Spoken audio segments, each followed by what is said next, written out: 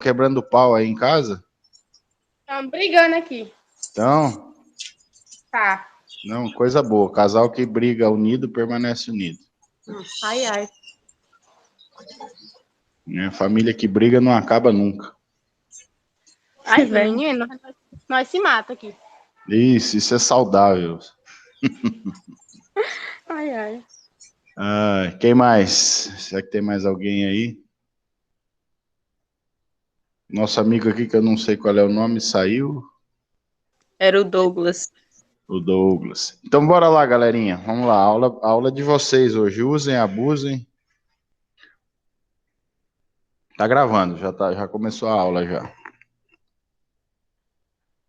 Ó, seguinte, essa aula aqui, esses encontros nós vamos fazer para esclarecer as dúvidas. Acho que vocês viram o primeiro vídeo que nós fizemos, que eu fiz. O primeiro vídeo da disciplina lá eu falava sobre isso. Então, esses encontros vão ser para esclarecermos as dúvidas que ficaram referentes ao conteúdo, tá? Falar sobre algumas atividades, alguma coisa assim. Então, eu acho que vocês estão cheias de dúvidas, né, sobre o conteúdo, acredito, na minha inocência aqui, que vocês são só dúvidas, né, e nós iremos saná-las agora. Então, bora lá. Quais são as dúvidas aí? O Douglas está se escondendo atrás da porta. Lá. Tá com medo. Olha, ficou com medo e correu. Ficou com medo e correu. Bora lá, galerinha. Vocês lembram das aulas? Não? Já faz tanto tempo, né? Não, gente, lembra sim. Lembra? Mande. Eu fiz um curso de fruticultura uma vez, aí o professor disse que tinha uma diferença entre fruto, fruta e o pseudofruto, né? Que o senhor explicou nas aulas. E qual a diferença entre fruto e fruta? Não, fruto só existe um. Fruto e fruta é uma coisa só. Agora, pseudofruto é outra coisa, tá? Fruto é o seguinte, ó. Fruto é toda... Ó, nós estamos estudando uma categoria de vegetais chamadas angiospermas, tá? Que é o quê? O que são essas angiospermas? Angiospermas são os vegetais que se reproduzem por meio de flores, frutos e sementes, tá? Então, existem duas grandes categorias de vegetais superiores, né, que são nós dizemos, são os mais evoluídos. O grupo mais evoluído é o das angiospermas, e depois nós temos um outro grande grupo, um pouco menos evoluído, que são as gimnospermas. É o grupo da família dos pinheiros. Esses pinheiros, eles se reproduzem por meios de semente, e eles fazem sexo, só que eles não têm flores. As angiospermas, por sua vez, têm flores. Então, todo vegetal que possui flor pertence ao grupo das angiospermas. É esse grupo que nós estamos dando enfoque no curso. Por quê? Porque para interesses agronômicos, as plantas que produzem flores, frutos e sementes são mais interessantes, né? Quando vocês estudam grandes culturas, vocês vão estudar o quê? Arroz, feijão, soja, milho, trigo, sorgo e outras, tá? Esses vegetais fazem parte das angiospermas. Quando vocês forem estudar fruticultura, por exemplo, vocês vão ver que os frutos, né, as plantas que produzem frutos são angiospermas. Quando vocês forem estudar floricultura, por exemplo, jardinocultura, que vocês vão ter no curso, né, horticultura, vocês vão ver que tudo isso envolve os vegetais que produzem flores, frutos e sementes, tá? Então, fruto é o quê? Fruto é o ovário desenvolvido de toda angiosperma, tá? Isso a gente chama de fruto. Fruta é um nome vulgar que a gente dá àquilo que a gente come. Por exemplo, banana, maçã, uva. Aí, essas estruturas que a gente come, usa para consumo, a gente chama de fruta, tá? São as frutas, mas o nome daquilo, na realidade, é fruto. Entendeu? Então, fruto é o quê? E ele se origina a partir do ovário das flores, tá? Tem que ocorrer uma fecundação lá, o óvulo lá dentro tem que ser fecundado, tá? Para formar a semente. Com o início da formação da semente, começa o desenvolvimento do ovário, Tá? E o ovário desenvolvido é que dará origem ao fruto. Tá? Então, toda angiosperma produz frutos, só que tem frutos que não são comestíveis. Tá? Nós temos muitos frutos secos, drupas, uma série de frutos que não são comestíveis. A gente não vai ter nem como abordar todos aqui durante o curso, porque é tão vasta a quantidade que se nós fôssemos falar sobre eles, nós gastaríamos 2 a 3 aulas, e nós não temos como fazer isso, mas eu vou passar materiais complementares onde vocês vão ver isso, tá? Então, fruto, toda angiosperma produz, mas fruta é o fruto das angiospermas que nós comemos, consumimos. Então, quando é usado para alimentação, né, aí nós chamamos de fruta, porque tem muito fruto que nós não conseguimos comer, nós não utilizamos para consumo, tá? Então, essa é a diferença entre fruta e fruto. Fruto, todo ovário desenvolvido de uma angiosperma é fruto. Agora, a fruta é o ovário desenvolvido de uma angiosperma que nós utilizamos para consumo, nós consumimos. E pseudofruto, tá? Aí a outra diferença é chamado de falso fruto ou pseudofruto, porque ele não se desenvolveu a partir do ovário, se desenvolveu a partir de outra estrutura. Por exemplo, o caju, que é o exemplo clássico, tá? O caju se desenvolve a partir do pedúnculo e não do ovário, tá?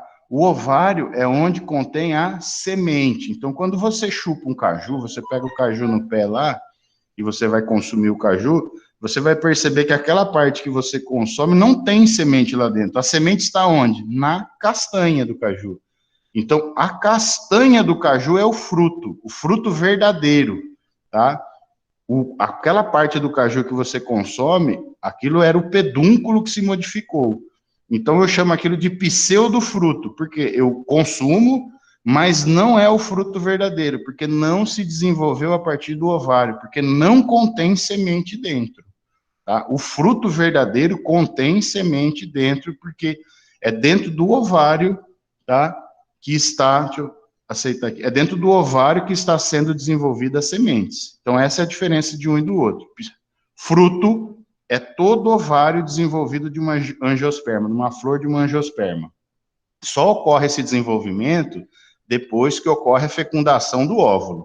Fecundou o óvulo lá com o grão de pólen, começa a formar o embrião que vai dar origem à semente, né? O óvulo vai virar semente e o ovário vai virar fruto. Então, todo fruto é ovário desenvolvido, mas nem todo fruto eu consumo, eu uso para consumo humano, para alimentação. O que eu uso para alimentação, eu chamo de fruta. E a fruta que eu uso para alimentação, que não tem origem no ovário desenvolvido, eu chamo de pseudofruto. Deu para entender ou não? Deu sim, eu entendi. Obrigada. Então, essa é a diferença básica de fruta, fruto e pseudofruto. Fruta e fruto é a mesma coisa, só que um eu consumo e o outro não necessariamente eu consumo. Tem fruto que não dá para consumir, entendeu? Por exemplo, você já viu o fruto da castanha do Pará, que eles chamam de ouriço, uma bola dura? Já viu em alguma vez? Não, acho que não. Não, ó, a fruta, eu vou abrir aqui, ó, no Google. Professor Rogério. Oi. A professora Vocês Cláudia... estão vendo minha tela aí? A minha? Eu vou abrir aqui, ó. Sim. Deixa eu apresentar aqui a minha tela agora. A professora Cláudia Rosa, ela fez Estão vendo agora a minha tela aqui, não? Sim. Abriu o Google aí para vocês? Vocês estão vendo o Google? Não. Vocês estão vendo só a minha imagem? Só. Por que que... Aí, agora vai, ó. Agora vocês estão vendo o Google, né? Sim. Sim. Deixa eu botar aqui, ó, o fruto, vou mostrar para vocês, fruto, castanha do Pará. Olha como é que é o fruto da castanha do Pará. Olha só que coisa louca. Tá aqui, essa foto aqui, ó. Estão vendo aqui as imagens? Estão vendo essa bola aqui, ó? Isso aqui na mão do cara, ó. Deixa eu colocar essa aqui, ó. Tá vendo isso aqui? Uhum. Esse é o fruto. Esse é o ovário da flor da castanheira que se desenvolveu. mas formou essa coisa duríssima aqui. Isso aqui é muito duro, muito duro. Quem consome isso aqui? Ninguém. Então, isso aqui é um fruto, mas eu não chamo de fruta, porque eu não consumo. Eu chamo de fruto. Se eu consumisse essa coisa dura aqui, ó, tivesse como eu usar para alimentação, eu ia chamar de fruta. E por que que eu sei que isso aqui é o fruto? Olha o que está aqui dentro. O que é isso aqui? Semente? As sementes. Olha aqui nessa outra foto. Olha aqui, as sementes arranjadinhas aqui dentro. Então, essa estrutura dura, redonda, é o ovário que se desenvolveu. E aqui dentro, essas sementinhas aqui, ó, ou sementonas, né, que são grandes, isso aqui é o óvulo que foi fecundado e deu origem às sementes. Então, o fruto é toda aquela estrutura que se desenvolve a partir do ovário e contém sementes dentro, tá? Aí eu chamo de fruto. Fruto falso, olha aqui. Fruto caju. Vamos lá. A maçã Olha também aqui. é, não? Ó, o caju também é um pseudofruto. Olha aqui o caju, estão vendo?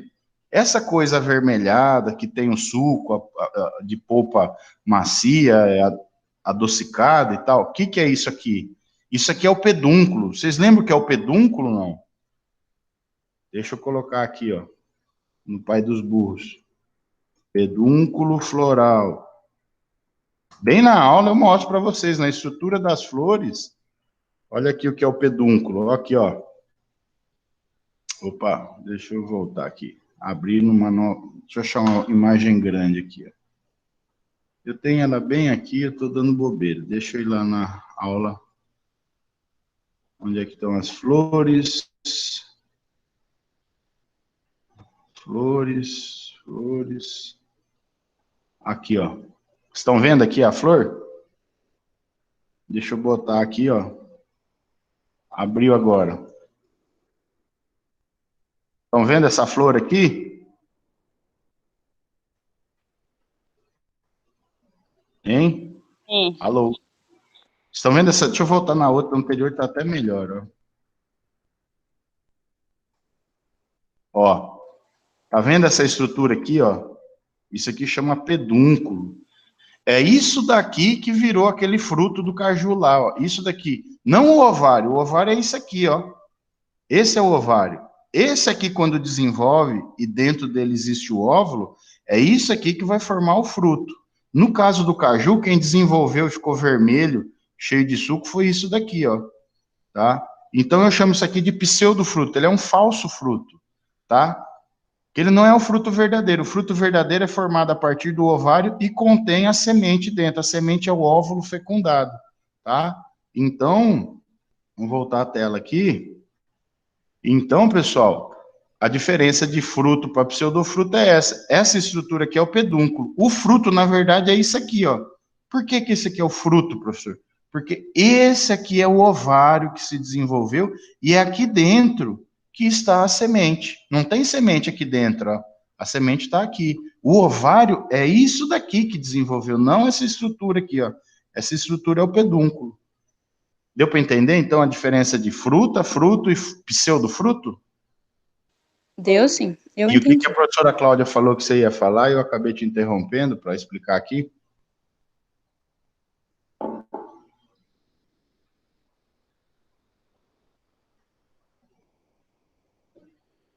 Diga. No tempo que a gente, eu, o Luíde, a Andressa, nós fizemos o curso técnico. Uhum. Aí ela fez um trabalho sobre o coisa do caju, que a polpa é o pseudofruto fruto e é a semente. A castanha, né? Isso. E com a professora Ana Paula, a gente viu o negócio da castanheira. Que ela, na parte onde tem castanheira, que eu ia fazer para catar as castanhas para mandar para a indústria. Ela falou que disse que tinha que usar capacete, porque se cair na cabeça pode até matar. Isso. Porque é muito duro e pesado. Existem relatos de animais que pastavam debaixo de castanheiras que morreram por causa da queda do fruto, né? Cai na cabeça, é muito duro. Isso, é verdade.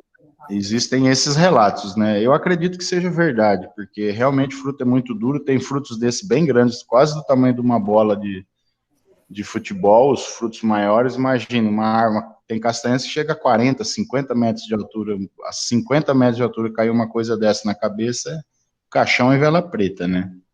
Com certeza.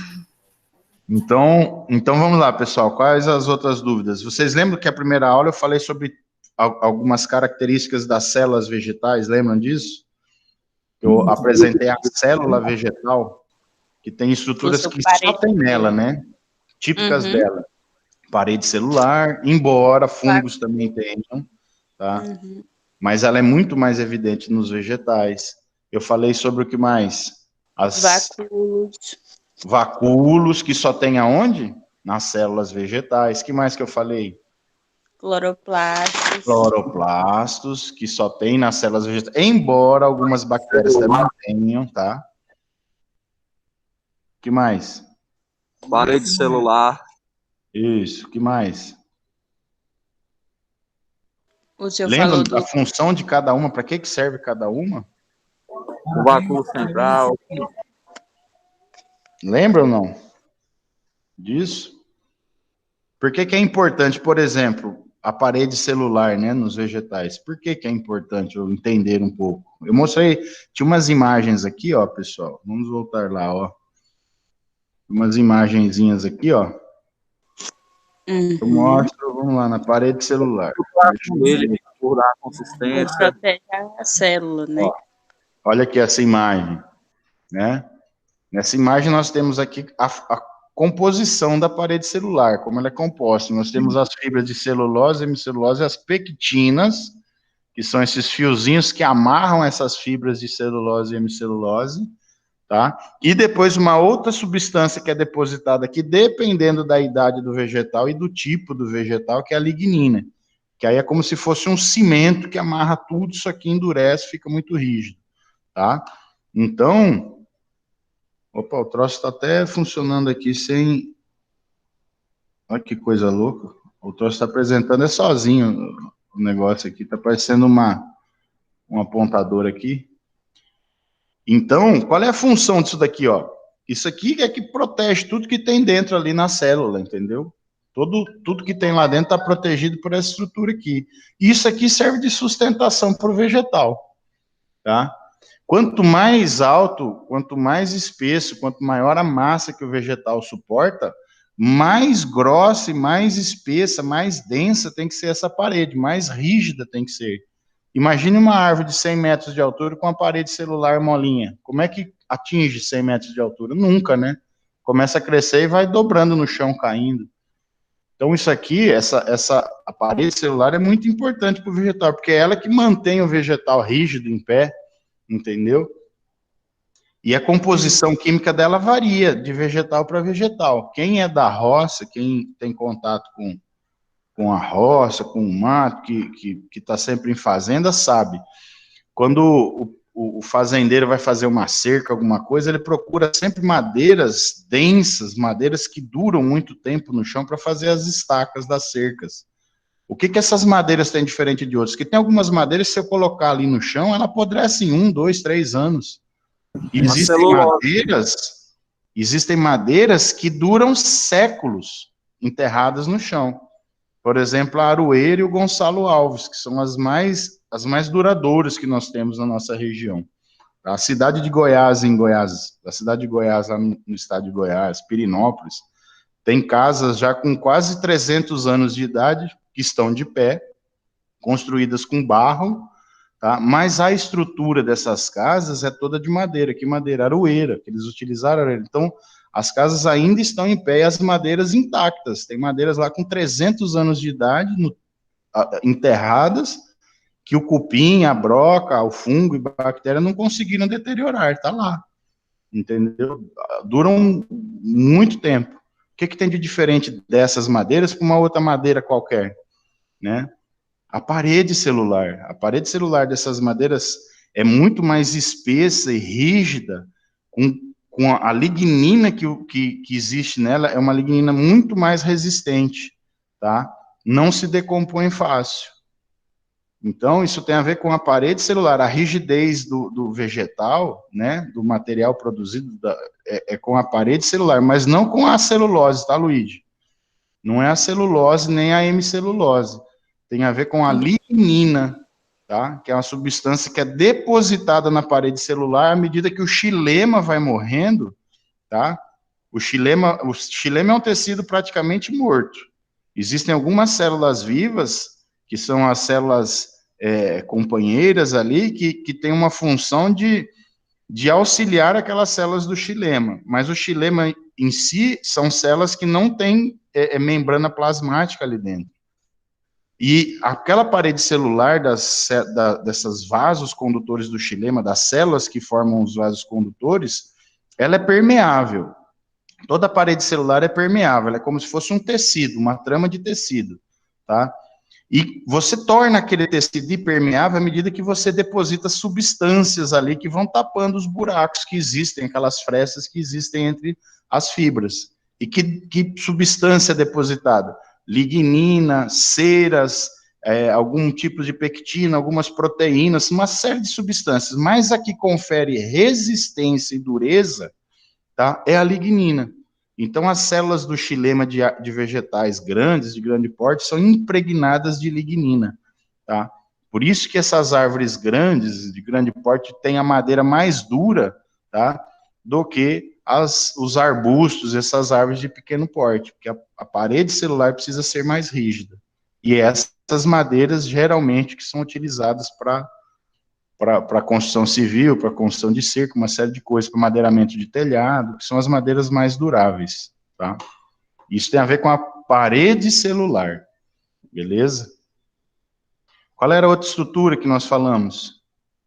O vacúolo, né? Alguém falou aí o vacúolo.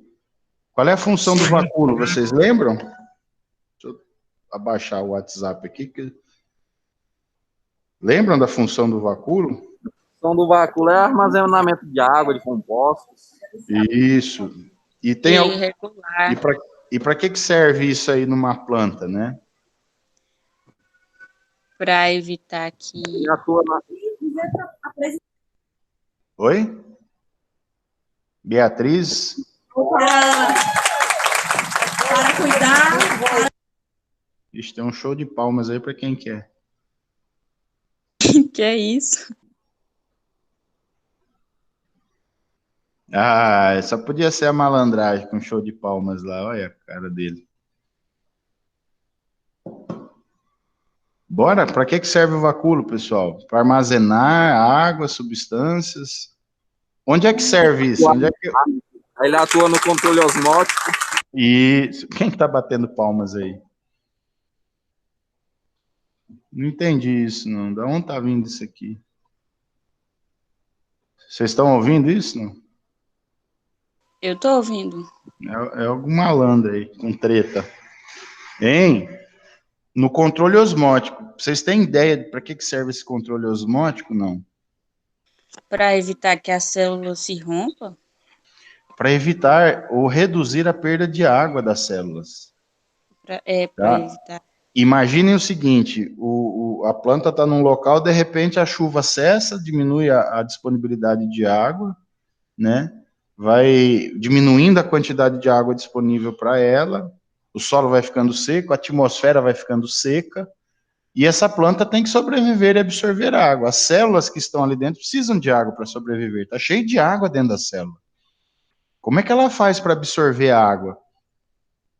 Você sabe como é que a água entra dentro de uma célula? A saída da água. Oi? A planta possui os estômatos na folha, né? Para regular a entrada e a saída da água. Mas aí é lá na folha. Por exemplo, a raiz que está no solo. Como é que a água entra dentro da raiz? Vocês sabem, não?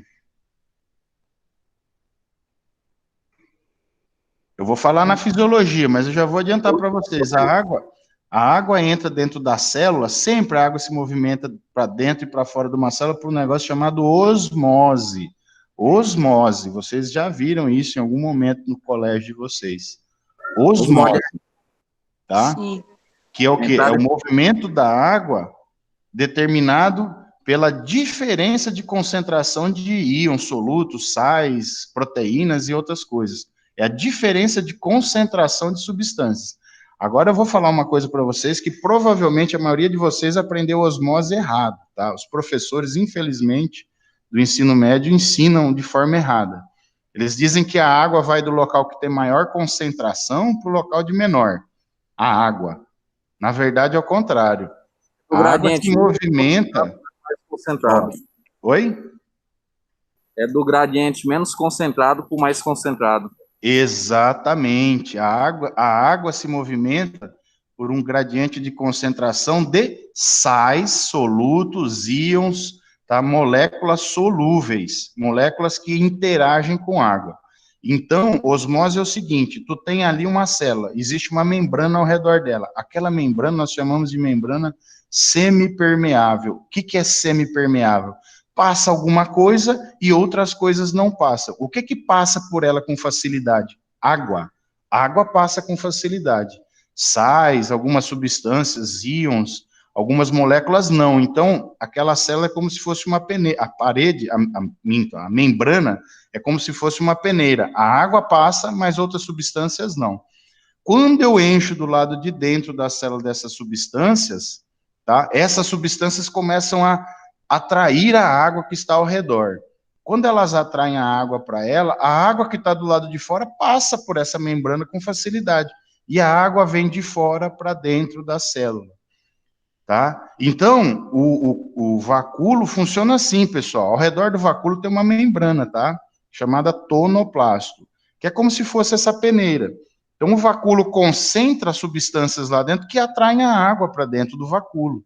Tá? Tem células vegetais que 90% do volume de tudo que está dentro da célula ali é o vacúolo. Ou seja, o vacúolo ocupa o maior espaço das células, na maioria. Nem todas, depende da idade, nós vamos ver aqui no curso. Células jovens têm vacúolos muito pequenininhos, elas não precisam ainda do vacúolo.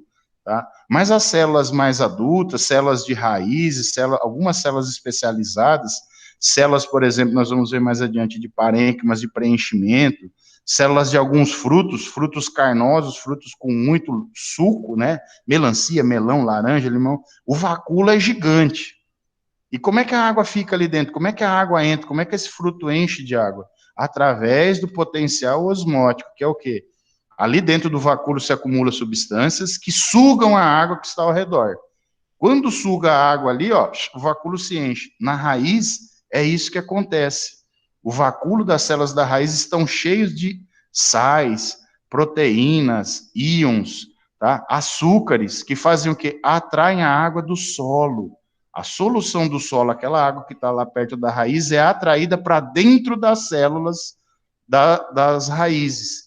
E aí essa célula se enche de água, e essa água que vai começar a subir pelo xilema até a folha da planta para ser transpirada e formar aquele fluxo contínuo de água do solo para a atmosfera por meio da planta, tá? Mas então, o controle osmótico é isso. A planta é capaz de aumentar a concentração desses sais dentro do vacúolo, para fazer o quê? Aumentar a capacidade de absorção de água, tá? Ela consegue sugar mais água do solo, principalmente nas células da raiz, quando ela faz isso. Aumenta a concentração de íons, sais, proteínas, aminoácidos, açúcares, que são substâncias, tá, que atraem a água. Então, ela enche dentro do vacúolo daquela substância, o vacúolo começa a sugar água de tudo que é lado possível. E a água do solo entra com mais facilidade dentro das células da raiz. Assim que a planta absorve a água pelas raízes, tá? Um exemplo prático disso, eu gosto de falar. Se o produtor erra na adubação e joga adubo demais no solo, o adubo, pessoal, é um sal solúvel, tá? Esses adubos que nós utilizamos na lavoura são sais solúveis. O que são sais, professor? Não me lembro da química. Sal é qualquer substância que, quando presente com água ou misturou com água, ela se dissocia, ela desmancha, ela libera íons, tá? E forma uma solução iônica. Esses íons podem ser positivos, que são os cátions, ou podem ser negativos, que são os ânions, tá? Mas toda substância que, quando eu jogo na água, ela se dissocia e libera cargas positivas ou negativas, esses íons atraem a molécula de água, tá? O sal é um exemplo, agora tá seco, o saleiro de vocês em casa tá sequinho, bonitinho, você chacoalha o saleiro lá, cai o sal bonitinho na salada. Começou a chover, velho, o saleiro de vocês não funciona mais. Por quê? Tem gente que bota até arroz dentro, né? Para ver se melhora. Porque o sal absorve a água, tá? O adubo é como se fosse o sal. Quando você joga muito adubo no solo, você coloca mais sal no solo do que existe dentro da raiz. Sabe o que acontece com a água que está dentro da planta? Ela sai da planta e é perdida, ela vai para o solo. O sal que está na adubação em excesso ao redor da raiz absorve a água da planta e a planta seca. Quer matar a planta do seu vizinho? Pega um pacotão de sal, aí vários quilos de sal, a folha da mangueira está caindo no seu quintal, sujando. Vai lá com um pacotão de sal, lá 5, 10, 20 quilos de sal e joga ao redor da raiz da planta. Entendeu? Joga um pouquinho de água só para o sal penetrar um pouco no solo. A planta morre seca. Que aquele sal que está ali suga a água que está nas células da raiz, porque a água se movimenta por osmose. Então, o controle osmótico que as plantas fazem é isso, aumenta a concentração de sais dentro do vacúolo, tá? Sais, íons, ou qualquer substância que atrai a água, para fazer com que a força que aquela célula absorva a água aumente. À medida que o solo vai secando, a planta vai aumentando a concentração dessas substâncias dentro do vacúolo. As células daquela região vão aumentando a concentração dessas substâncias dentro do vacúolo, e o vacúolo consegue sugar água com mais força do seu entorno. Consequentemente, por exemplo, as raízes sugam água com mais força do solo. E é esse o mecanismo que os vegetais têm, por exemplo, para tolerância à falta de água, tá? Então essa é a principal função do vacúolo. Ele armazena certas substâncias, mas é o controle osmótico, isso é importantíssimo, tá? As células do estômago, pessoal, o Luigi falou do estômago que abre e controla a absorção de água. As células guarda lá do estômago, aquelas duas célulazinhas que tem ao redor, né, que abrem e fecham, tem um vacúolo gigantesco lá dentro, tá? O vacúolo ali é enorme, por quê? Porque é elas que precisam encher com muita água para poder abrir, e quando elas perdem água, elas fecham o estômago, tá? Então o vacúolo ali também é muito importante. Esse controle osmótico atua na abertura e fechamento de estômago também, tá? Bora lá. Mais uma.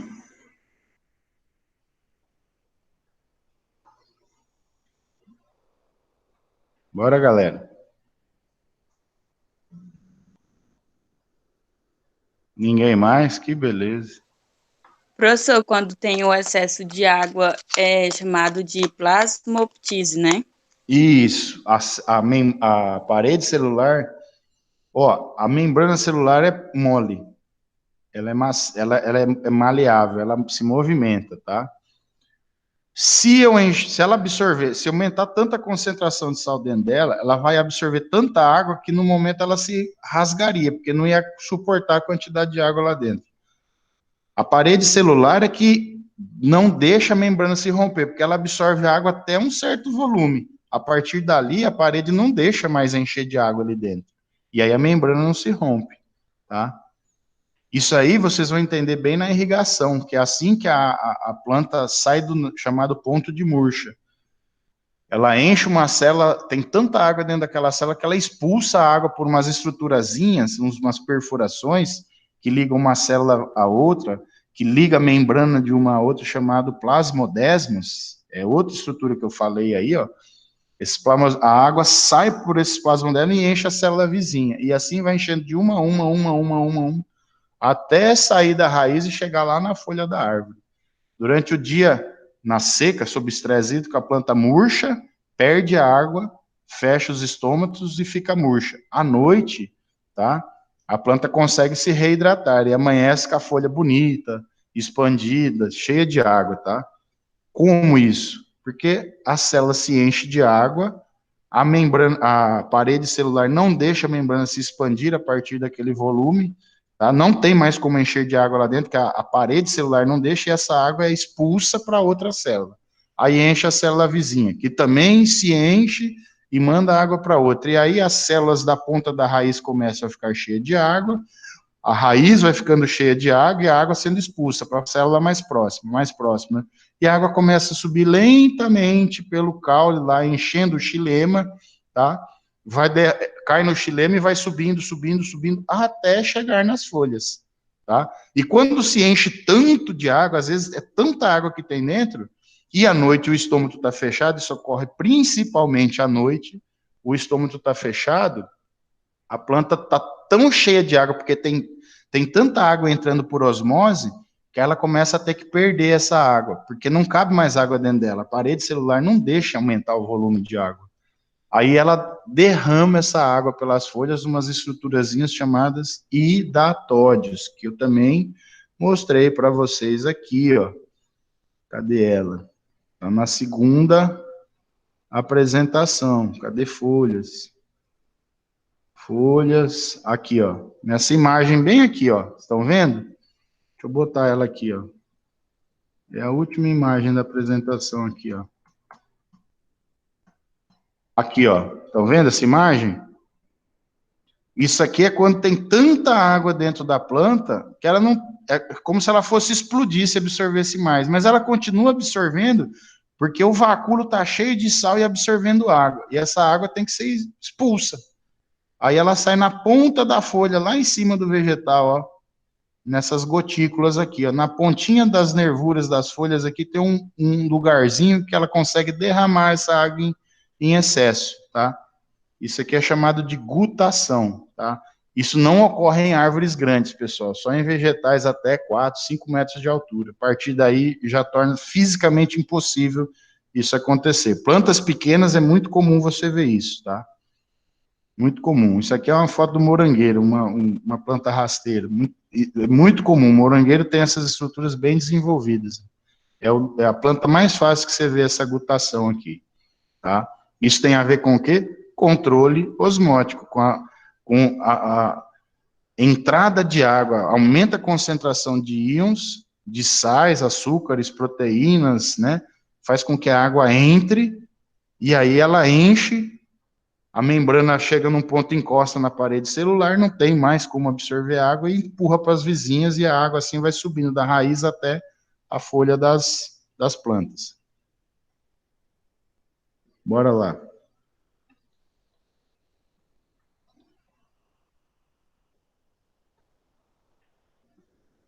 Bora, galerinha. Na segunda aula eu falei sobre o quê, né?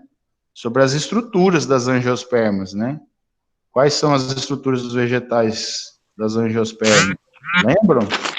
Raiz, caule, folha, flor, fruto e semente. Aí eu mostrei algumas imagens da anatomia, né? Ou seja, da disposição dessas estruturas internas.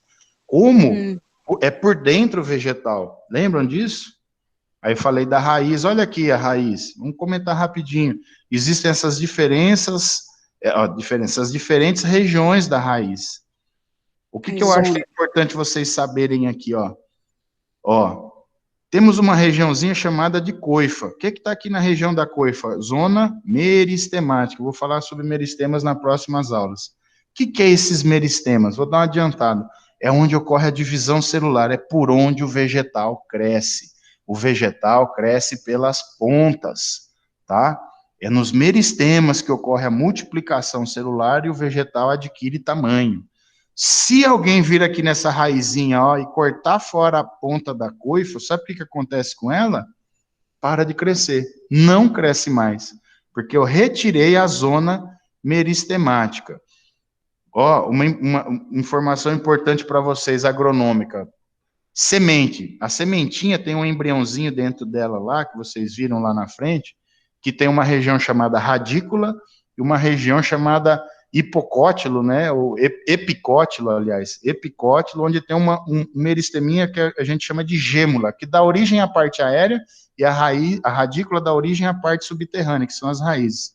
Se a sementinha que você plantou lá no solo for atacada por um inseto, der uma doença ou qualquer coisa, um fungo, uma bactéria, um nematóide, qualquer coisa que for lá e atacar e comer essa regiãozinha da coifa, lá do embrião, ou a regiãozinha da gêmula, sabe o que aconteceu com aquela semente?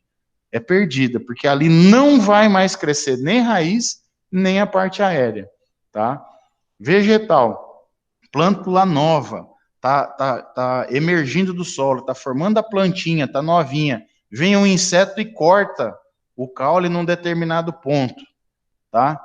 E cortou fora o meristema apical, lá uma regiãozinha que tem no alto, onde é a gêmula, que vai formar a parte aérea. Acabou, filho, dali, aquela planta nunca mais vai virar uma planta, porque não tem de onde crescer galho, folha, acabou, entendeu? O que você tem que fazer? Dependendo da quantidade na lavoura, é replantio. Então, a gente tem que saber que essas regiõezinhas que são afetadas interferem na formação da planta, tá? Então, essa regiãozinha das raízes, se for cortada fora, acabou, a raiz não cresce mais. Aí tem uma outra região aqui, ó, que chama a zona pilífera, né? Que são os pelos. Para que serve isso aqui, ó? Pelos absorventes. Pessoal, 95% da água que o vegetal absorve é daqui, ó. Nessa região. Se isso aqui tiver problema, a planta para de absorver água, tá? Diminui a absorção de água. A planta vai ter problema com falta d'água, tá? O que mais? Bora lá. Essa raiz, aí o caule, eu falei que tem diferentes tipos de caule, ó. O caule tem crescimentos diferenciados, existe um negócio chamado crescimento primário, né? E crescimento secundário. Viram isso? Lembram? Crescimento primário, tanto monocotiledônia quanto dicotiledônia tem. Agora, crescimento secundário, só as dicotiledôneas possuem. Vocês sabem o que é monocotiledônia e dicotiledônia, não? Sim, eu já falo bastante na segunda aula, né? Sobre a diferença de mono e dico? A semente, uma apresenta 2 cotilédones e de outra a semente só tem um. Lembram disso? Sabem, né? Qual é uma característica marcante de mono e dico? Tem a ver com esse crescimento primário e crescimento secundário, pessoal. Deixa eu ver, parece que alguém entrou aqui. Não.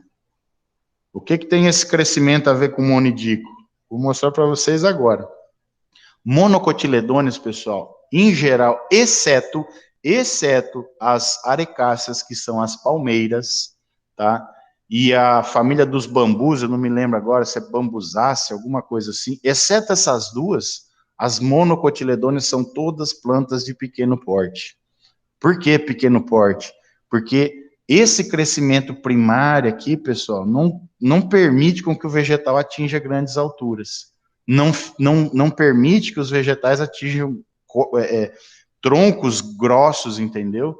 São sempre hastes, ramos, coisas muito fininhas, plantas pequenas, exceto nas palmeiras e na família do bambu, que o bambu dá plantas altas e as palmeiras também, com troncos grossos. São as duas exceções. Do restante, monocotiledônia, sempre plantas pequenas. Olha lá, planta de arroz, planta de trigo, milho, cana-de-açúcar, as gramas em geral, né? Que mais? Banana. Nunca são plantas altas com troncos robustos e fortes, tá? Nunca. As dicotiledôneas, por sua vez, podem formar plantas enormes. Toda vez que tu vê uma árvore de grande porte, uma árvore de tronco grosso, na hora você fala, essa é uma dicotiledônea, porque isso tem a ver com o crescimento de raiz e caule. Crescimento primário, as raízes são fininhas, entendeu? E o caule é fininho, exceto, lembre-se, exceto, na natureza tudo existe uma exceção, exceto nos bambus e nas palmeiras, mas do restante sempre fininho, frágil. Então a planta não pode atingir grande porte, porque ela se dobra, quebra, tá? Nas dicotiledôneas existe o crescimento secundário, tá? Que é quando o caule ou a raiz adquire espessura, engrossa, aí ocorre a deposição de lignina nas células do xilema, aquela estrutura vai ficando rígida, forte, entendeu? O floema vai ficando bem desenvolvido para trazer o açúcar das folhas para todos os lugares da planta, inclusive a raiz, tá? O xilema vai se desenvolvendo, vai aumentando a quantidade de vaso para subir uma maior quantidade de água para as folhas, entendeu? Então, crescimento secundário só nas dicotiledôneas, tá? Por isso que você só vai ver árvores gigantescas na família das dicotiledôneas, porque é essa estrutura secundária que permite com que isso ocorra. Viu uma árvore grande, de cara fala dicotiledônea, tá? Você já pode eliminar a monocotiledônea na hora, exceto palmeira e bambu, beleza? Então, esse crescimento primário e secundário tem a ver com isso, com a capacidade de desenvolvimento desses vegetais. O que mais? Bora lá. A classificação das raízes. Cadê ela aqui? Pivotante, fasciculada. Isso, ó. Monocotiledônea. Isso aí é outra característica marcante da diferença entre mono e dico. O tipo de raiz, eu não sei onde é que eu coloquei isso, se foi aqui, deixa eu ver se foi aqui. Eu acho que foi não foi, foi na de sementes. Na da raiz? Não, aqui, tá aqui, ó.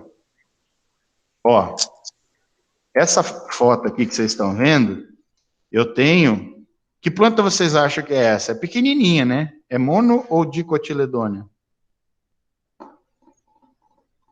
Dico. Por quê? Eu acho que ela tem uma raiz pivotante aí. Tem uma raiz principal aqui, né? Uhum. Pessoal, nem toda dico tem essa raiz, tá?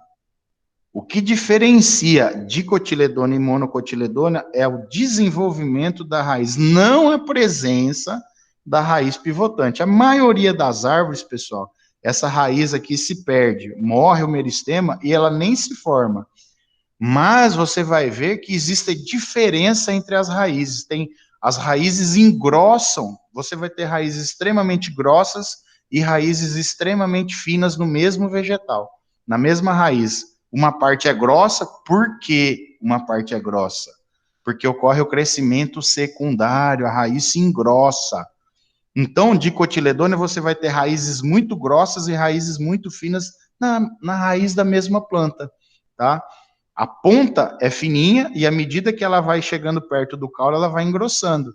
Isso só ocorre em dicotiledôneas. Não necessariamente você vai se basear pela presença dessa raiz. Essa raiz pivotante ou axial, na maioria das vezes, se perde durante o desenvolvimento do vegetal. Mas você vai ver sempre a diferença em questão da espessura aqui, ó. Você sempre vai ter uma raiz mais espessa e uma raiz mais fininha. À medida que nas raízes fasciculadas, essa diferença não é nítida. As raízes sempre vão ter espessuras semelhantes. E ela vai ter uma quantidade de raiz muito maior próxima que a região do colo. As raízes de monocotiledônea nunca ocupam grandes espaços, crescem para longe do vegetal, estão sempre ali, ó, perto do colo. São raízes de menor volume de exploração, mas, no entanto, a quantidade de raizinhas que existe aqui sempre é muito maior do que existe nas dicotiledôneas, tá? Então, essa é a grande diferença. Dicotiledônea, a raiz fica grossa e tem locais que ela é muito fininha. Nos locais fininhos é onde ainda está ocorrendo crescimento primário. Nos locais grossos é onde ocorreu e está ocorrendo crescimento secundário. Dicotiledônea tem crescimento secundário. Por isso que eu falei do tronco e falo da raiz agora. Se você ouvir uma árvore de grande porte, com tronco grosso, árvore alta, tronco bem desenvolvido, na hora você fala é dicotiledônea. Por quê? Porque só a dicotiledônea tem crescimento secundário. Se a árvore é alta, a copa está lá no alto, o tronco é grosso, ora, as raízes para sustentar aquele vegetal também tem que ter um porte muito grande. Ora, a raiz também tem que ser grossa, também tem que esparramar para longe do tronco, né, da região do colo, para sustentar essa árvore. Raízes grossas e lá na ponta raizinhas finas, dicotiledônea. Monocotiledônea é raiz que parece uma peruca, uma cabeleira, aquela coisa cheia de raizinhas finas, uma próxima à outra, mas num volume pequeno de solo explorado. É muito comum hoje na jardinocultura o pessoal vender plantas adultas para jardins, por exemplo, palmeiras, né? Região sul e sudeste é mais comum, porque são árvores de grande valor, então o pessoal que investe nisso é pessoal que mexe com condomínio, residencial, indústria, então tem muito dinheiro para gastar com paisagismo. Então eles compram palmeiras adultas, tá? Palmeiras enormes, aí palmeiras de 20 metros de altura, compram, tiram do lugar e levam para plantar no outro. Aí você fica pensando, rapaz, uma palmeira desse tamanho deve ter raízes esparramadas para todo lado.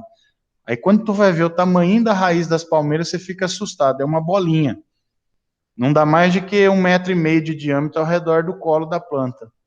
E elas são todas iguaizinhas, parece um monte de cobrinha a raiz da palmeira, porque ela é uma monocotiledônea. Você não vê a raizona grossa perto do caule e ela afinando na ponta. Ela tem a mesma espessura da onde começa a onde termina, tá?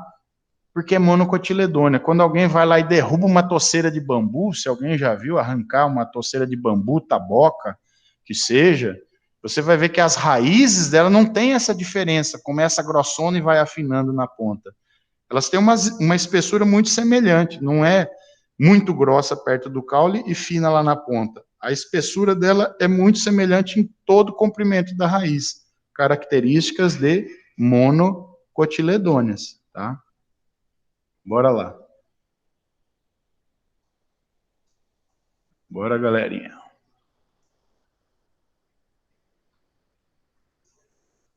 Perguntas? Perguntas? Não, acho que não. O povo nem pergunta nada. Não, o povo nasce sabendo, minha filha. O povo já está sabendo de tudo. Aí, na hora da prova, faz todo mundo assim, ó. Vocês estão vendo minha imagem, não? Eu tô. Dá para ver minha imagem aí? Ó. Aí faz todo mundo assim, ó. Põe a mão na cabeça, fecha os olhos e fica assim, ó. Sabe fazendo o quê? Que é isso, meu? Esperando um espírito de algum engenheiro agrônomo baixar para poder psicografar a prova, entendeu? Ficam esperando o espírito incorporar e psicografar a prova. Então vamos fazer pergunta, galera, pelo amor de Deus. Pior que é verdade, professor. Né? Na hora da prova, todo mundo quer ser espírito.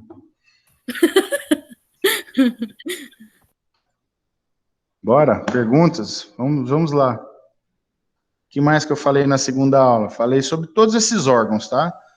Uhum. Raiz, tronco, folha, né? Fruto, flor, semente. Semente é muito importante para nós, tá? Fruto também, interesse agronômico. Flor também, né? Tem os ramos da agricultura que trabalham só com flores, com frutos, né? Fruticultura é fruto, floricultura é flores, né? E as grandes culturas, que é o que vocês mais vão ver aí, que é o que mais absorve mão de obra, que é o que mais está, vamos dizer assim, é o que mais ocupa a área agronômica, né? Que são as grandes culturas, né? Produção dos principais alimentos para a população, né? Para a humanidade, sementes, tá? Soja, milho, sorgo, feijão, arroz, cevada da cervejinha, né? Centeio, canola, sei lá, um tanto de coisa, ervilha, grão de bico, né? E assim vai. Temos aí centenas de grãos cereais que são cultivados aí, né? Lembrando, pessoal, cereal, tá? Ó, cereal faz parte do grupo das monocotiledôneas, tá? Que são das gramíneas. Arroz é cereal, que é gramínea, trigo é cereal, que é gramínea, milho é cereal, que é gramínea, aveia é cereal, que é gramínea, tá? Isso. Cevada é cereal, que é gramínea. Agora, ó, soja, feijão, que mais? Ervilha, tá? São dicotiledôneas, tá? Não são mais cereais, tá bom? Fazem parte do grupo das dicotiledôneas. Ô, professor. Diga. A nova nomenclatura seria cotilédones e dicotilédones. Pode ser dicotiledônia ou eudicotiledônia. Eu não sei se mudou a nomenclatura, mas sempre as dicotiledôneas também eram chamadas de eudicotiledôneas, tá? Pode receber esses dois nomes. Dicotiledôneas ou eudicotiledôneas. Os dois Eu não sei até que ponto, se mudou a nomenclatura, uma é oficial e a outra não mais, mas até quando eu estudei em 1856, era monocotiledôneas e dicotiledôneas ou eudicotiledôneas. É que, pelo que eu vi ano passado, não se chama mais mono, se chama cotiledone, se eu não me engano, se eu não estiver enganado. Não, mas eu acho que não, porque eu acredito que não, Luigi, porque cotiledônia diz respeito a cotilédones, mas não especifica se é um ou dois, entendeu? Positivo. Cotiledônia só dá a entender a presença do cotilédone, mas como não, a gente precisa diferenciar a questão do número, né, que só existe ou mono ou dico, tá aí, pessoal. Outra dica aqui, ó. Não existe semente tricotiledônia, tetracotiledônia, tá bom? Só existe ou mono ou dico. Ainda na natureza não se conhece uma semente que tenha mais do que 2 cotilédonos, ou 1 ou 2, tá bom? Então a gente pode dividir os vegetais do grupo das angiospermas em relação ao número de cotilédonos em mono ou dico, tá?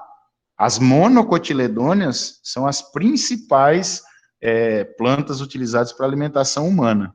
Tá? O arroz na região da Ásia, né, é o principal alimento, e o trigo no resto do planeta. E o sorgo em algumas regiões da África, tá? Então, o milho em algumas regiões da Europa, mas, em geral, o alimento mais consumido é trigo, arroz, milho, que são todos monocotiledôneos. Apareceu um desgarrado aqui, ó, perdido. Anthony Borges. Bora lá. Tá? Agora, eu vou procurar saber, Luigi. Boa pergunta, porque a gente vai ficando velho, né? E vai enferrujando as engrenagens. Mas até onde eu sei, ainda era mono e dico ou eudicotiledôneos, tá? Bora lá, quem ia fazer uma pergunta aí? Tinha alguém aí? Bora, galerinha.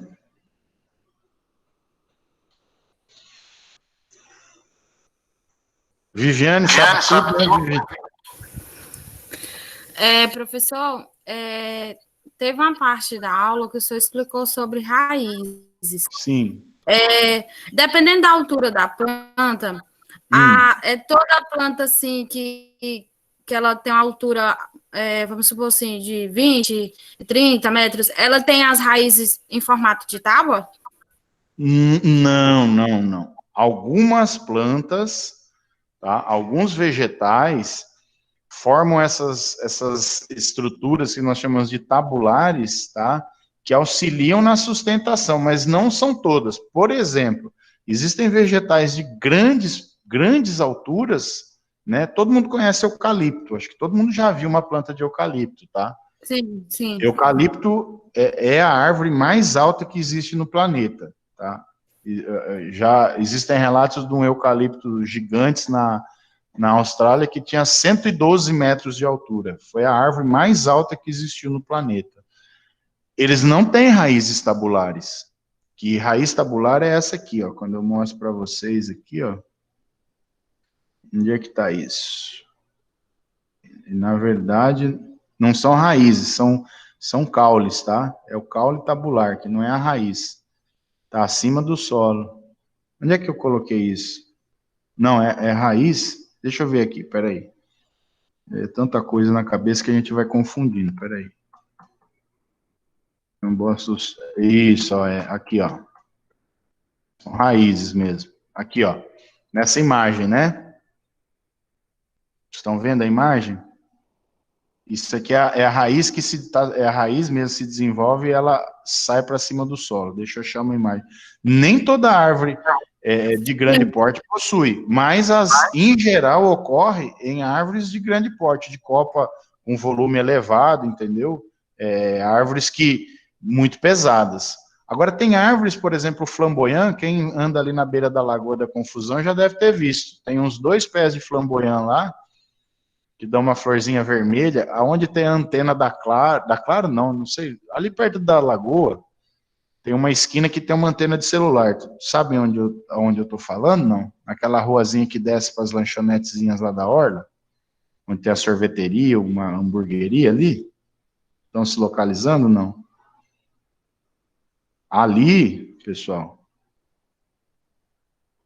tem um pé de flamboyant bem na esquina onde tem a antena ali, ó.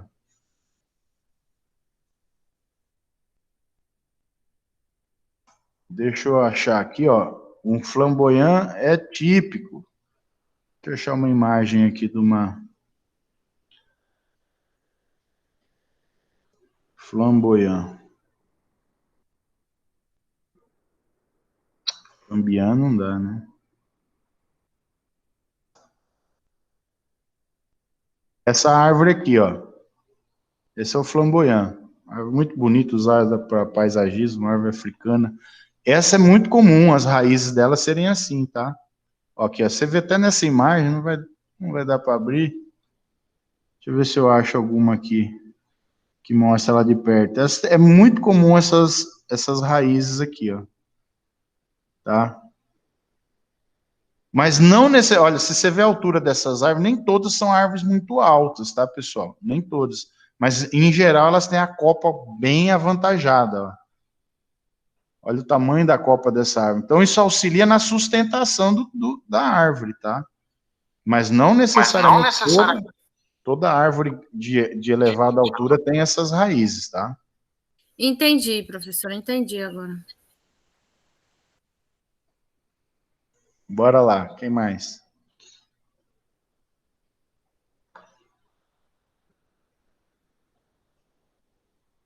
Alô, Pedro, você está aí?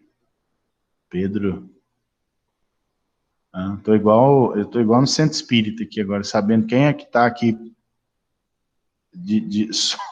só na janelinha, né? A maior parte o espírito está lá no além, né? É bom que vão treinando, na hora da prova vocês vão precisar incorporar mesmo. Baixar o espírito, né? Vai baixar o Salim Simão para responder a prova para vocês. Salim Simão é um professor antigo que existia na Universidade de São Paulo, no curso de agronomia, muito famoso. Um professor que morou dentro da escola, na Escola Superior de Agricultura Luiz de Queiroz, lá em Piracicaba. Esse cara era muito famoso, e ele morava numa casa que hoje é uma secretaria de 2 programas de pós-graduação, da Fisiologia Vegetal e Bioquímica e da Fitotecnia, né? Uma casa que era desse Salim Simão, e esse velho era um velho doido. E ele morreu dentro da escola, gostava demais da escola, diz que até hoje o espírito dele lá assombrando, diz que ele era meio saliente, diz que ele esfregava nas funcionárias, diz que era meio doido esse velho, meio tarado. E diz que as funcionárias de vez em quando estão lá, diz que acontecem umas coisas meio estranhas, o pessoal diz que é o Salim Simão que está andando por lá atrás delas, sabe? Sangue de Jesus. Então, é esse o cara que vocês vão ter que incorporar na prova, esse cara que responde tudo. Deus me livre. Ai. Bora lá, galera. O professor é bonzinho, vai deixar a prova fácil. Você já sabe, né, ô malandro? Eu não. Mas não entrega, não. Não entrega, não. Pessoal, ó, uma dica agora de professor. Eu no superior acho que tudo funciona diferente. No técnico eu cobro mais. E acho que no superior todo mundo já sabe o que é da vida e não tenho por que ficar cobrando. Então, eu sou bem tranquilo quanto às provas, essas coisas, bem tranquilo mesmo, bem sossegado. A única coisa que eu falo é a seguinte: depois que a gente chega numa certa idade, principalmente nessa idade que a gente está fazendo um curso superior, querendo ou não é demorado, tá? Vocês vão levar entre 4 e 5 anos para fazer esse curso. Bicho, 4, 5 anos dá tempo, é muito tempo, não é? Tem gente que em 4 anos tem 5 filhos, consegue a proeza aí de ter quase 5 filhos em 4 anos. Então, eu digo assim, a questão não é as notas ou isso, aquela questão é o tempo, muitas vezes, que vocês perdem, né, não se interessando, porque no final de um curso desse, quem terminar vai ver que passaram 5 anos, eu não aprendi porra nenhuma, né? E aí, é complicado. Olha a malandragem lá. E aí, malandro? O professor Reinaldo tá ali dando um alô para vocês aí, ó, dizendo que é para pegar de chibata aí. Oi, professor. E aí, Thomas, tudo bom? E aí, professor, tudo bom? Vamos fazer uma live também. Tem que tomar vergonha na cara e fazer uma live também. Valeu. Valeu, Roberto. Falou. Então, pessoal, acho que o mais importante é isso, vocês terem consciência de que tempo perdido não volta, tá? Tempo perdido não volta. Eu acho que a gente tem que estar numa idade, ter a maturidade, né, de entender isso. Cara, 5 anos é muito tempo, né? Às vezes a gente conhece pessoas que a gente gosta muito, que você deseja todos os dias fazer. Gostaria que essa pessoa vivesse mais 5 anos, né, para poder estar perto da gente. E aí a gente descobre que 5 anos é muito tempo, faz muita diferença. Então, 5 anos perdido, pessoal, não é legal, né? E conhecimento é outra coisa importante. Conhecimento nunca é perdido. Mesmo que tu nunca vá exercer a profissão, né? Sei lá, vou fazer, mas não vou nem exercer. Muita gente faz assim. Não vou exercer, não me interessa. Mas, olha, conhecimento, por incrível que pareça, acho que só a Viviane já escutou isso, que talvez a única que eu tenha dado aula no técnico, não sei se tem outros aqui. Mas conhecimento serve até para trocar lâmpada e limpar a bunda. Tá? Por incrível que pareça, a pessoa que adquire conhecimento troca a lâmpada melhor do que outros e limpa a bunda melhor do que outros. Então, nunca é perdido. Em algum momento da sua vida você vai estar aplicando isso aí sem nem se dar conta, tá? E faz muita diferença. No terceiro módulo, antes de eu entrar no primeiro período de agronomia, eu estava começando a dar aula de topografia. O senhor, eu só falando aí, eu lembrei algo parecido. Eu lembro que na primeira aula do senhor, você falou assim, que mulher, não todas, mas ela tem que ser bonita, mas tem que ter, a palavra ela tem que saber falar, né? Saber ter um diálogo. Porque tem umas que são bonitas, mas quando abre a boca fala merda. E tem umas que são não tão bonitas, mas abre a boca, você entende o que ela está falando. Eu lembro bem disso. Não, eu não disse que mulher tem que ser bonita, não. Eu disse que, ó, pega mal. Assim, não, a inteligência é o que a gente tem de melhor, cara. A inteligência. Ela sobressai a tudo. Isso, ela sobressai a tudo. A inteligência.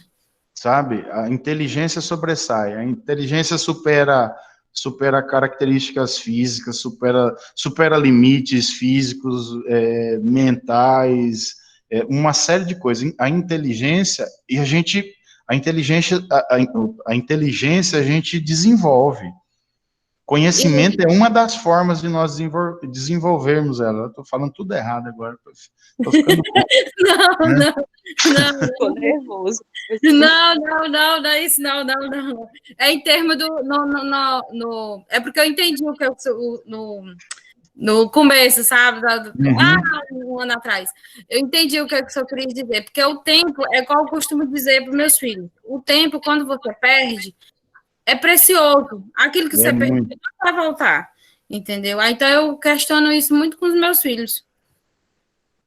O tempo é a única coisa que a gente não retroage, cara. A gente pode mudar de atitudes, de posturas, de pensamentos, mas o tempo a gente não controla. Então, vamos aproveitar bem esse tempo, entendeu? Às vezes a gente não se interessa muito, acho que não cabe a mim cobrar isso, é pessoal, né? Mas lembre-se sempre, quanto mais vocês aprenderem, melhor. Nunca é perdido. Às vezes, cara, é incrível, eu vejo isso todos os dias. Não, é uma crítica, mas é uma crítica assim, não é para denegrir nada, nem desconstruir imagem, né? Mas assim, aqui onde a gente mora, eu vejo assim, muitos profissionais de diferentes áreas que às vezes são profissionais que estão na profissão há décadas. Então, diferentes áreas, sabe? E aí, quando você vai ver o serviço desses caras, você fala assim, meu Deus, como é que pode? O cara faz isso há 40 anos e ainda faz errado. E ainda não aprendeu, há 40 anos não conseguiu aprimorar. Isso tem a ver com conhecimento, com essa questão de querer aprender um pouco mais, querer ir além. O conhecimento propicia isso, sabe? Então, eu falo muito do pedreiro, eu gosto de usar a figura do pedreiro, porque é muito comum. Quando a gente não tem conhecimento, a gente contrata um pedreiro para fazer um serviço, o serviço do pedreiro está ótimo. Por quê? Porque eu não tenho o menor conhecimento sobre aquele assunto, nunca me interessou, não quis ser pedreiro, mas eu paguei um pedreiro para fazer minha casa, construir meu prédio lá. Aí o pedreiro fez um monte de cagada, eu não tenho conhecimento, para mim está tudo ótimo, nem percebo, né? Só vou perceber depois quando dá problema, quando começar a aparecer os problemas. Mas aí você percebe que a falta de conhecimento, independente da área, eu falo, ó, o cara que trabalha, o pedreiro é um artífice, um cara é um artista, é um cara que, além, ele tem que ter uma coisa de artista para fazer bem feito, ter capricho, uma série de coisas, mas também tem que ter um conhecimento prévio de algumas coisas, por exemplo, a trigonometria que a gente aprende lá na matemática básica, lá na 5ª série, 6ª série, que a gente acha que não vai servir para nada. Pô, o que eu quero saber com triângulo, com circunferência, com figuras geométricas, com seno, cosseno, né, com teorema de Pitágoras, isso não me serve para nada. Aí você descobre que aquele conhecimentozinho lá básico, lá da matemática básica, serve exatamente para isso. E aí você não tem esse conhecimento, né? O profissional que está executando a obra não tem aquele conhecimento. Aí quando tu vai ver lá, você entra na casa da pessoa, ela vai te mostrar toda feliz, olha minha casa nova, cansei de ver isso. Olha minha casa nova, olha meu piso, que beleza, porcelanato, não sei dos... Aí você olha num canto da parede e tu vê que a distância do rejunte do porcelanato até a parede é de 30 centímetros. Aí tu olha, vai correndo o olho beirando a parede, você vai ver que lá no outro lado da parede está com 45 centímetros. Quer dizer o quê? A parede que o cara construiu está torta, não tem esquadro. A construção que ele fez está fora de esquadro. Aí, beleza. Aí o cara vai lavar, a pessoa, a mulher, dona de casa, vai jogar água no piso para lavar o piso e tirar a água. Aí ela percebe que a água fica empoçada num canto da parede e ainda não sai. A água corre toda para um canto da parede e lá fica empoçada. Aí tu percebe que o cara que fez o serviço é profissional, sei lá quanto tempo, ele não tem conhecimento de trabalhar com nível, né? Que é conhecimento técnico, é conhecimento que se adquire lá na escola, no comecinho, na trigonometria, que a gente achava que não ia servir para nada. Aquilo não me serve para nada. Então, o que eu quero dizer com isso? Que conhecimento serve sempre. E quando a gente menos espera, a gente está utilizando ele, tá? E vamos fazer desse tempo um tempo para adquirir conhecimento, independente se eu vou usar na vida profissional ou não. Mas você pode ter certeza que na sua vida cotidiana, você vai estar empregando o conhecimento que você adquiriu nesse tempo, tá? E é uma das formas da gente melhorar a nossa capacidade intelectiva, né? A forma de enxergar as coisas, de pensar, de compreender as coisas que acontecem, tá?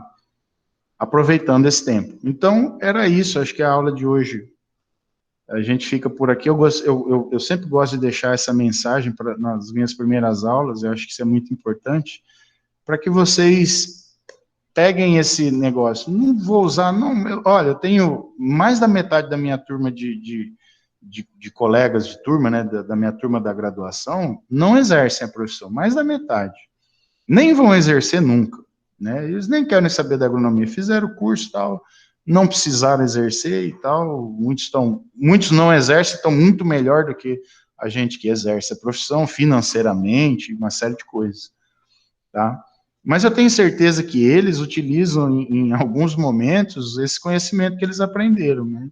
Conhecimento serve até para trocar lâmpada e limpar a bunda, né? Quem adquire conhecimento faz isso com mais capacidade e competência do que quem não adquiriu. Essa é a mensagem, tá ok? Eu vou disponibilizar essa aula lá no Moodle, tá? E assim, os próximos encontros, eu vou postar ainda hoje o material da aula de hoje para vocês, tá? Vou estar postando lá no Moodle. Nós estamos com um problema de acesso ao Moodle, eu não sei o que está acontecendo, está cada dia pior isso.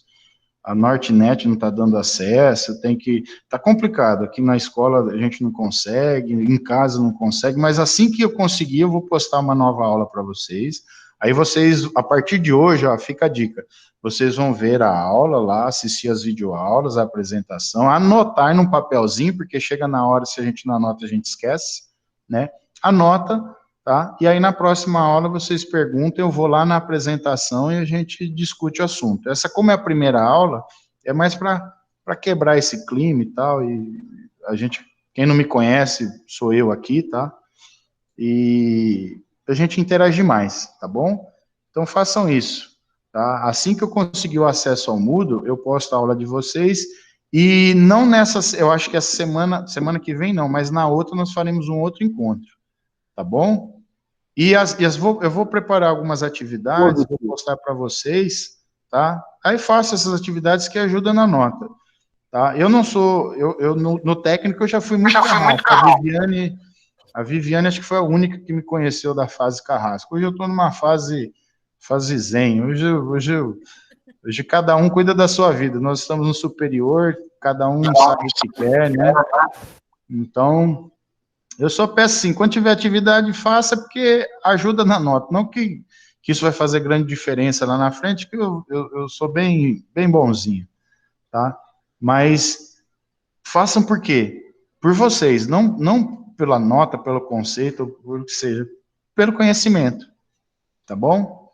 Então, até a outra, não é essa próxima, na outra, a gente faz o encontro, tá? E assim que eu conseguir acesso, eu posto o material da nova aula no Moodle, tá bom? Tá ok, professor. Ok, professor. Beleza?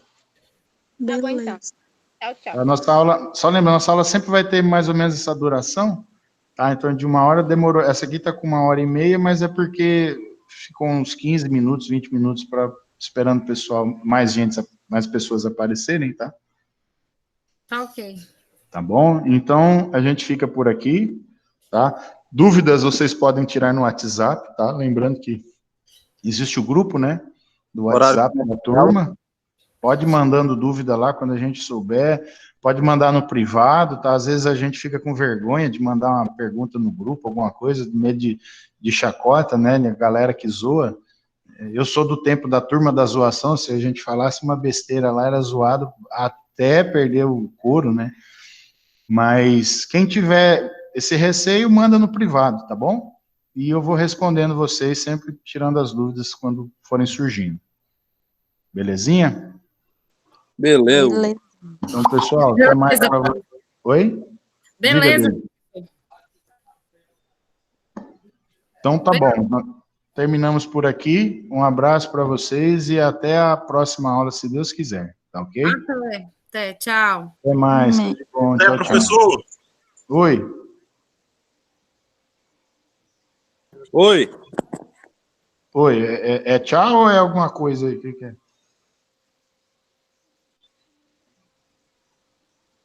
Não, até mais. Tchau, tchau.